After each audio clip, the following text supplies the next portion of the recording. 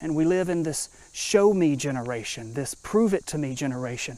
The design is that God would confirm in you as an individual just the length and the breadth and the depth and the height and the power of God through Jesus Christ to everyone that believes.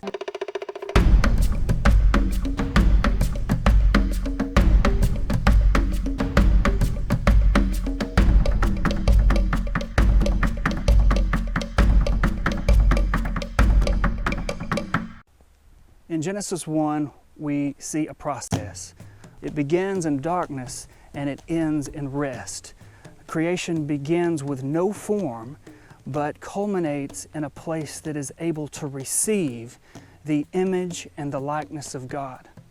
And when we come to the fourth day of creation, we see that God set lights in the firmament of heaven to divide the day from the night. And we also see in our English Bibles that they were given for signs, for seasons, for days, and for years. But in the Hebrew Bible, we see a word that is much more rich. It says that He gave the lights for otot ul-moadim, which are for signs and for appointed times. So the Hebrew word for appointed times is moadim. Moadim is the plural, moed is the singular. And where we get that word is from another noun, and that noun is ed. Ed means witness.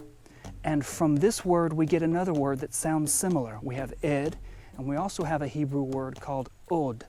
Od means to repeat, to do it again. So the connection is that if you are a witness, if you are an ed, then you will be called to testify that which you've seen, that which you've witnessed. You will be called to repeat it, to say it again. You may have to say it again and again. So that's the connection between ed, which is witness, and od, which is to repeat. So from the word ed, we get moed. And moed refers to the appointed time to bear witness, the appointed time to testify.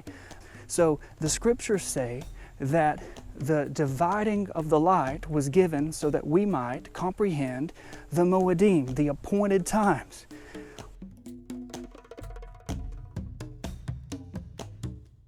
In Leviticus 23, we see that God communicates to the nation of Israel through Moses the moedim, the moedei Adonai, which are translated into the feasts of the Lord, but I would like to call them, like the Hebrew Bible calls them, the appointed times of Yahweh.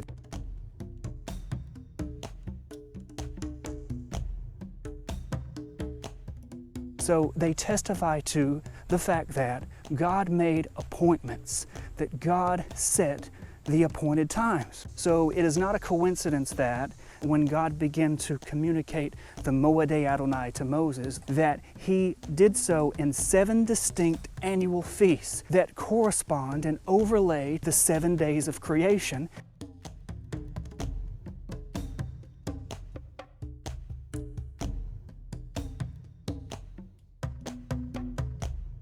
We begin to witness for ourselves throughout the pages of Scripture the inability of man, including the nation of those that He selected out of all nations of the world to be a chosen people.